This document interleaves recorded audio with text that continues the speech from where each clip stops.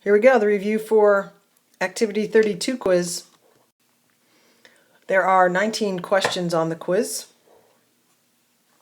and a lot of this is repetitive, and so really all of this is on the quiz. Like for example, problems number 4 and 5, those are very repetitive. There's a one problem like those problems, even though there's 2 on here, there's only 1 on the quiz. This first problem, explain, you know how that 2 vectors are equal. They have the same magnitude, which is length, and they have the same direction, same magnitude and direction. They also have the same component form. So for example, if a vector was written in component form 3, -2, and another vector was written as 3, -3 rather 2, those would be the same, but this is not the same as 3, 2. So as long as all the components, or both of the components, are the same, then the vectors are equal. This is on the quiz.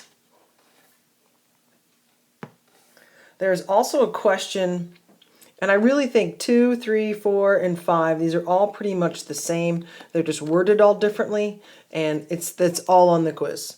There's one question like all of this. Expect to do component form, expect to analyze component form, expect to find the magnitude, and expect to analyze the magnitude, whether it just says find the magnitude or whether it says in this problem, what does the magnitude mean? All of that stuff's on the quiz, and here we go. We're going to review it and through the next 4 problems. So to put something in component form, you're thinking about how does it change. The tail is where it starts, the head is where it ends. So we are looking for how it changes. If that means you have to subtract, then you subtract. So -3 minus 4, that's going to be the left to right movement, and then we would have 1 minus 8 as the up and down movement. So our vector in component form is -7 and -7. So it says put it in component form. There it is. Now we want to find the magnitude. And of course it says no decimals. And so the magnitude is the square root of a squared plus b squared. Please get rid of all the negatives. And of course you know that this is going to be 7 radical 2. But if not, you can work this out. This is the square root of 49 plus 49. You can do the arithmetic, break it down, but it does work out to be 7 radical 2, right? When both sides are the same, the hypotenuse, the space between them, is 7 radical 2, like a 45, 45, 90. If it's in standard position, then component form is the same thing. You just need to put the correct symbols around it. So this is 9, -6 written with these kind of brackets.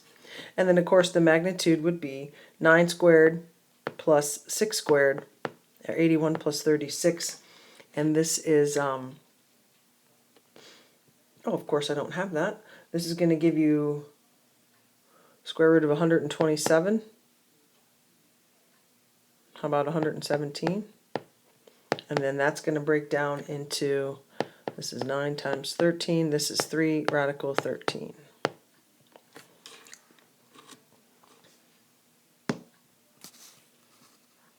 Now, for number 4 here, it's basically the same as number 2. It's just put it in a sentence. Also, you have that the y-axis points north. So now if you had to explain it, you have to use east, north, south, west, or south. So we've got a movement of this leopard.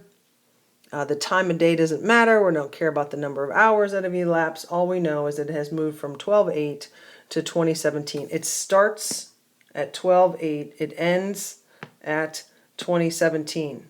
So you can tell that it moved from 12 to 20. So it moved in a positive 8 direction, or if you actually have to do the arithmetic, it's 20 minus 12. And then the second part would be 17 minus 8. And so the component form is 8, 9. And what the 8 represents is the horizontal movement, and that means that it moved 8 kilometers east, because it's positive and east is positive, and it moved 9 kilometers north, and this is of course from where it started. The magnitude continues to be the same thing, the square root of 8 squared plus 9 squared. And because it's an application problem, you can have this as a decimal. This is 12.04. This is in kilometers, and it indicates the distance traveled.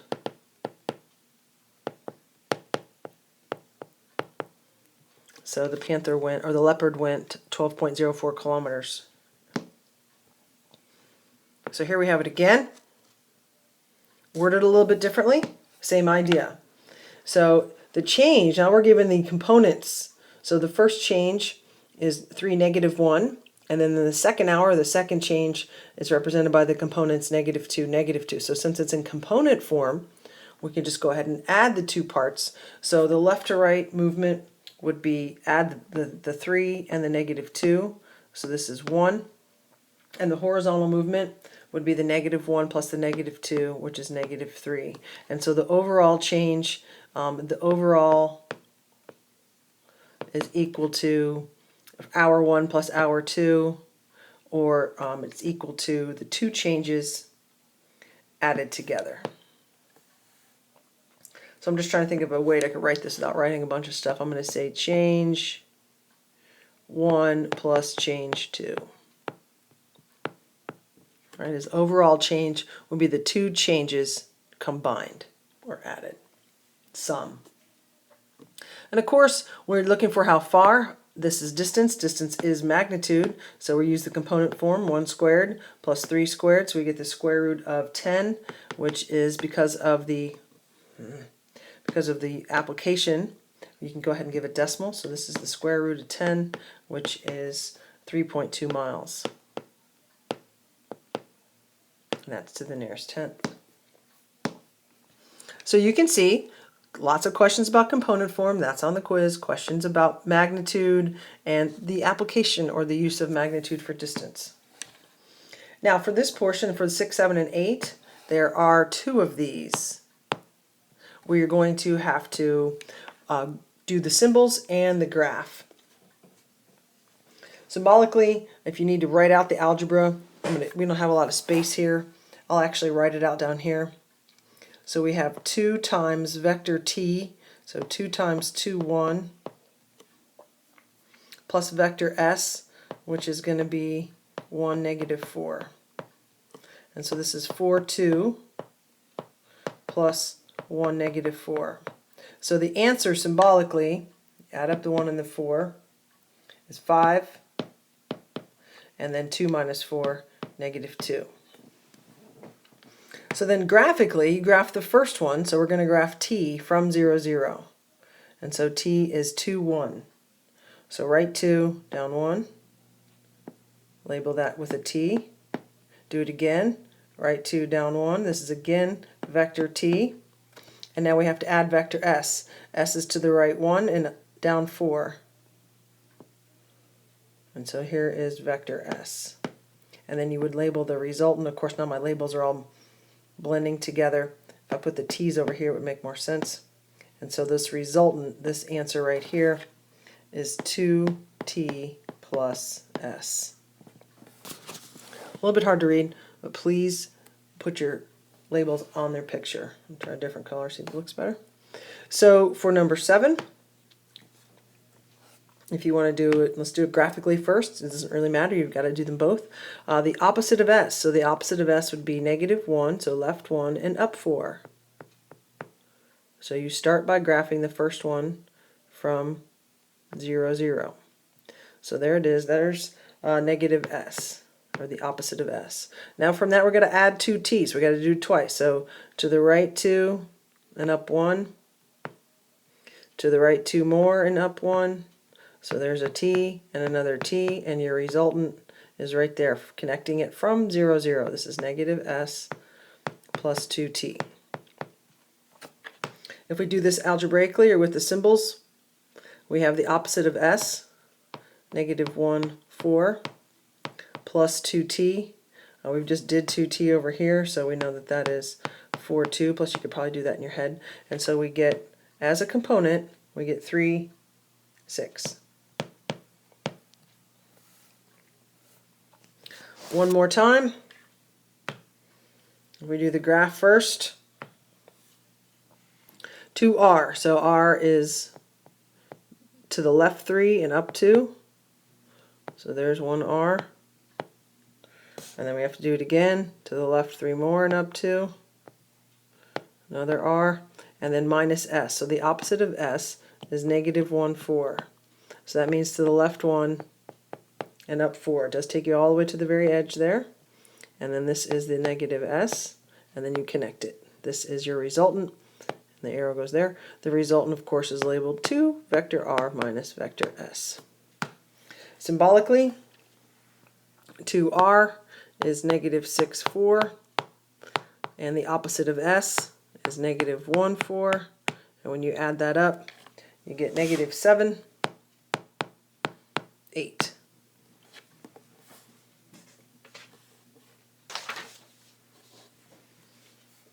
There are 2 questions like this on the quiz, where you have to do some addition, subtraction, or maybe multiplying, and then after that you calculate the magnitude and direction. So 2 times vector u, pretty easy to multiply that together, we would get 14, negative 16. The magnitude of that, the absolute value, which is what we use for complex, but it's magnitude, the square root of 14 squared plus 16 squared. It says use decimals and round to 2 decimal places. So put that in the calculator. It's the square root of 452, which is 21.26 for the length or the magnitude. For the direction, we're going to have the inverse tangent of negative.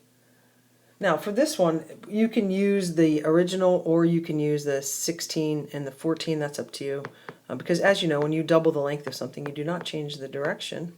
Negative 16 over 14. Just make sure you put it in the correct spot. 14, negative 16, or 7, negative 8 is in the 4th quadrant. So this angle that you get, you're going to have to add 362. So we get 311.186 degrees. It does say round to 2 decimal places, but for angles usually we went to 3. But you can go to 2. You can call it 0.19. For 10, we're going to have vector W, which is negative 10, 12, plus the opposite of vector U, which is negative 7, 8. So we add this up, get the components first. This is negative 17, 20. It's not part of the answer, but you need those parts in order to solve the question. So in order to find the magnitude, it's the square root of 17 squared plus 20 squared. Again, just put it in the calculator. This is 26.25. For your angle, we have the inverse tangent equals B over A. And for this one, for negative 17, 20, if you think about where that is, negative 17 up 20, we are in the 2nd quadrant, so you're going to have to add 180 to that. This is 130.36 degrees. And I'll go to 2 decimal places this time. 2 of those on the quiz. Resolving into its components, please make sure that this is written in correct form, right? Component form. It does say we can do decimals, so this is going to be 8 times the cosine of 45, and then also 8 times the sine of 45 degrees. 45 is radical 2 over 2. If you'd rather do this and call it 4 radical 2, 4 radical 2, that's fine. With a decimal, 5.66, 5.66. For number 12, it's not on the unit circle, so we have to use decimals. 11 cosine of negative 20, 11 sine of negative 20, again in component form, and we get 10.34 and negative 3.76 just from the calculator. One problem like this on the quiz. Number 13, there's one like all these parts. You will have to graph it. You will have to calculate the argument and the absolute value. Again, it's just the names have been switched, but it's still magnitude and direction. So to graph this, we want to go, remember this is the real axis and this is the imaginary axis. It's not labeled, but it shouldn't be. I have it counting by ones going left and right and counting by twos going up and down, just so it would fit on my grid. And so we're right here. This helps you see that we are in the third quadrant. For the argument is the angle. So we have the inverse tangent of theta is equal to negative 12 over negative 5. Now this will give you a first quadrant angle, and you have to add 180 to it, so you get 247.38 degrees. For the absolute value, we have the square root of 5 squared plus 12 squared. This works out to be the square root of 169, which is 13 exactly.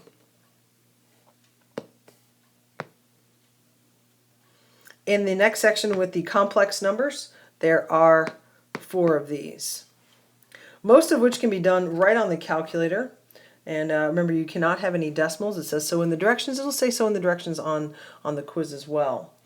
So in order to add this up, real plus real, imaginary plus imaginary, this one is 2 minus 7i. When you subtract, make sure you pay attention to the order and that you do distribute the negative sign or put it in the calculator. This one is 6 plus I. Now, if you're going to use the calculator, make sure you put everything in parentheses. This is the symbol for conjugate. There's not much to do here. The conjugate of z is 4 plus 3i. The calculator will not do the conjugate. This is multiplying, and again, with the parentheses, I mean 4 minus 3i times negative 2 minus 4i. You have to put that in the calculator with the parentheses like that. Or you could just go ahead and multiply it out yourself. It is distributive property, FOIL. You end up with negative 20 minus 10i. For the last part, this is division. We have 4 minus 3i. Again, in the calculator, it has to go in parentheses. And the bottom is negative 2 minus 4i. And again, that part would have to go in parentheses as well. The calculator, remember, is programmed to do this as a decimal. You tell it to switch back to a fraction.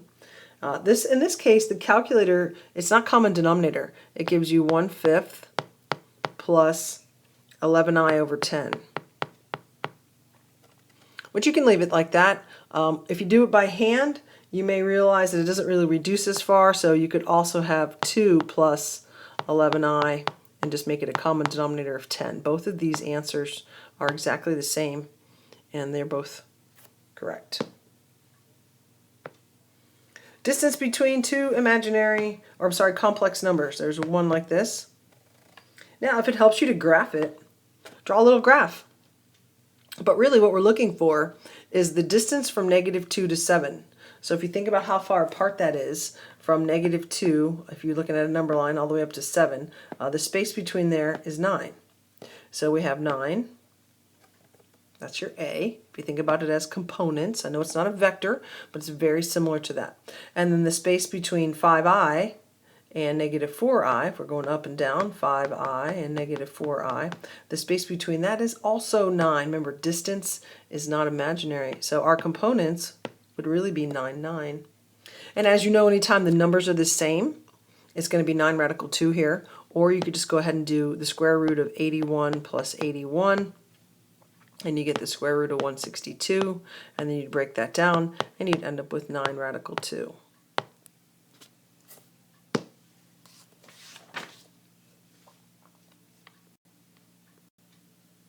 Then finally on the last page, the polars, there is one question where you're going to have to write this in polar form. Polar form means you need r and theta. In order to find r, this is a squared plus b squared, 144 plus 9. This is the square root of 153. Then, of course, in order to find the angle, we're going to do the inverse tangent of 3 over negative 12. Keep in mind where you're located. If you graph this, you'll realize we're going back 12 and up 3. We are in the second quadrant. You're going to have to add 180 to your answer, or 180 minus your angle. If your angle is negative, you would add. And so we get 165.96. I don't know why I didn't round to 3 decimal places, but I didn't. And so when you go to put this together, the r goes on the outside, radical 153, and then we have the cosine of 165.96 degrees plus I sine 165.96 degrees. Now, if you get confused and you can't remember what it looks like, look around. Look at number 22. Look at number 23. Look at number 24. They are showing you the pattern, how to write the answer. So just take a second, look around, use the other answers or the other questions to help you come up with your answer if you can't remember the pattern, because they're all the same. R on the outside, cosine theta plus I sine theta. So to try this again, for 21, again, for the radius, it's the square root of 8 squared and 5 squared. No I, no negatives, radical 89. For the angle, we're going to do the inverse tangent of negative 5. I don't know why I put that in parentheses.